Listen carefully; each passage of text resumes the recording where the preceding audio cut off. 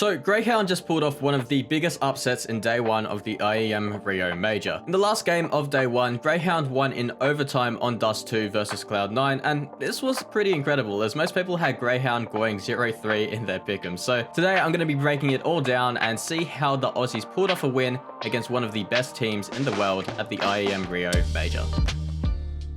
So in the first half, we kind of started off how we expected. Cloud9 looked pretty in control for most of the half, but Grayhound were able to find a couple of great rounds, so let's take a look at one of those rounds. In round 12, Grayhound are on a low buy, and they go for a mid play up short. Now, Hobbit actually seems to fumble this a little bit as he gets a little over aggressive and gets traded out after just one kill. So after flying up short, Grayhound meet a bit of resistance from Axile as he doubles up, but have a look at Alistair here. He is able to pick up the AK dropped by Hobbit, and with Axile spraying his USP into the smoke, Alistair is confident enough to swing out and find both Axile and Nafny, who didn't seem to be prepared to take the fight so early. So now we end up in a 2 versus 2 situation, and the unaccounted player in this round had been Inz. He was responsible for holding onto long, and now with so many kills happening towards short, he's able to get onto the A site through long and upgrade to an M4. Take a look at the decision making here in this post plant from Grayhound. Due to both players lacking any armor in this round, they decide to take the fight at short together onto Inters, and they successfully trade out into a 1 versus 1 situation.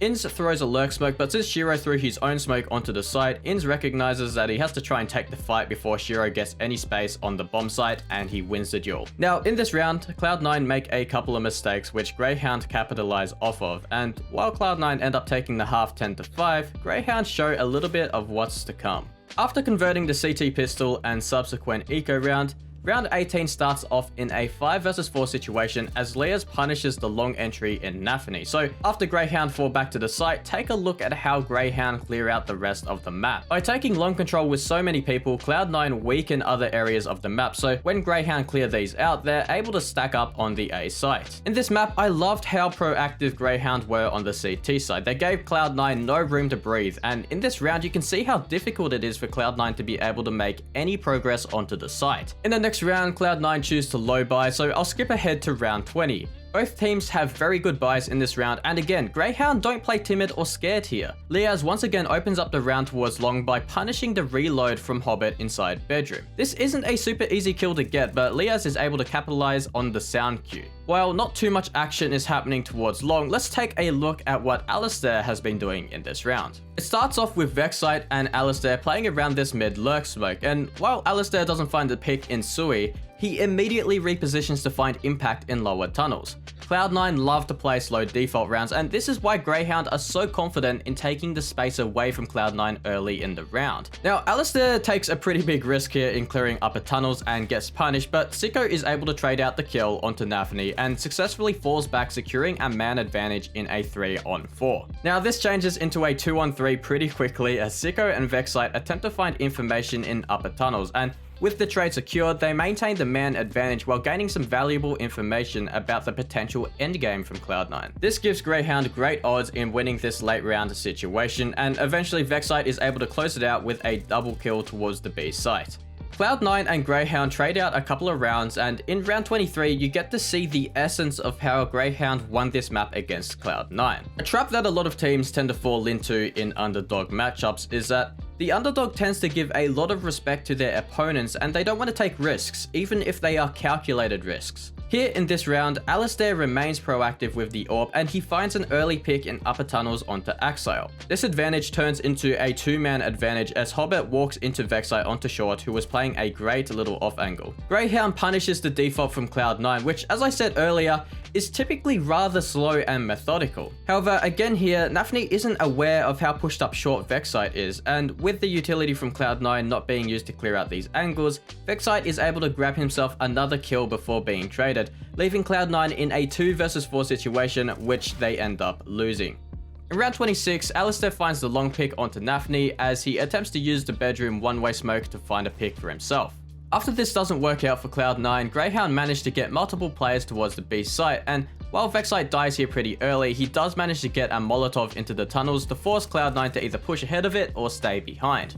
In this round, Cloud9 choose to push the issue, and Sicko does a fantastic job here holding the tunnels with an off angle at the start, and with the support from his team, he's able to find a double kill before being traded. While C9 are able to find a bomb plant on the A site, Grayhound end up trading the kills to eventually find the round win. In round 28, Cloud9 make a pretty big mistake in the late round, which causes them to lose the round, but to start the round off, Cloud9 actually make a pretty good call here. They fake the A exec in order to drop a player into CT spawn, and from there perform a B split. And this works pretty good. They are able to trade out the Grayhound players and end up in a favorable 2 versus 2 situation. However, this is where Hobbit makes a pretty crucial mistake.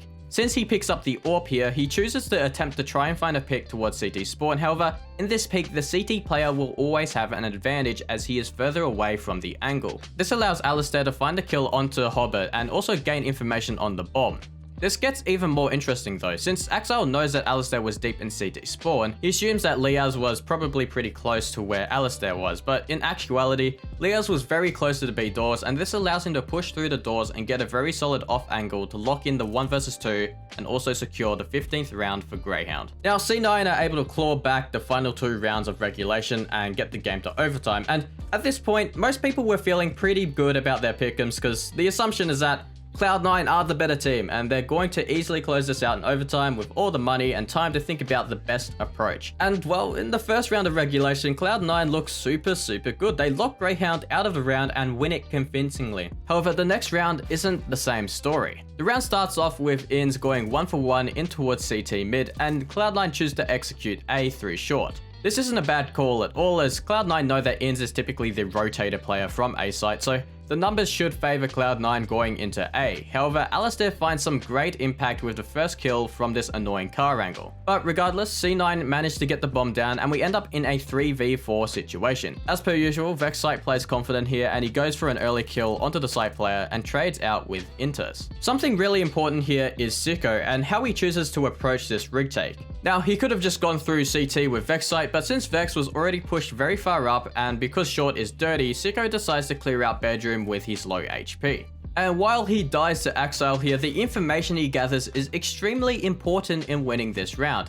As this kill happens, Grayhound recognizes the 1v2 potential on the site. However, due to Alistair finding this kill onto Shiro regardless, Liaz is able to swing out onto Axel with an off angle to secure round 32. Grayhound managed to close out round 33 as well with some great openings from Alistair and a solid site hold from Inns and Sicko. So now we head into Grayhound's T side, which hasn't proven to be too much of a problem thus far for Cloud9. And in OT round 4, Cloud9 seemed to be much more comfortable, locking Grayhound out of the A site with an excellent defense. However, OT round 5 ends up being a lot more cursed for Cloud9, both within and outside of their control. The round starts off great for Cloud9 as they secure a 2-man advantage, but now with 24 seconds left in the round and with no utility left for Grayhound, what is left to do in this situation?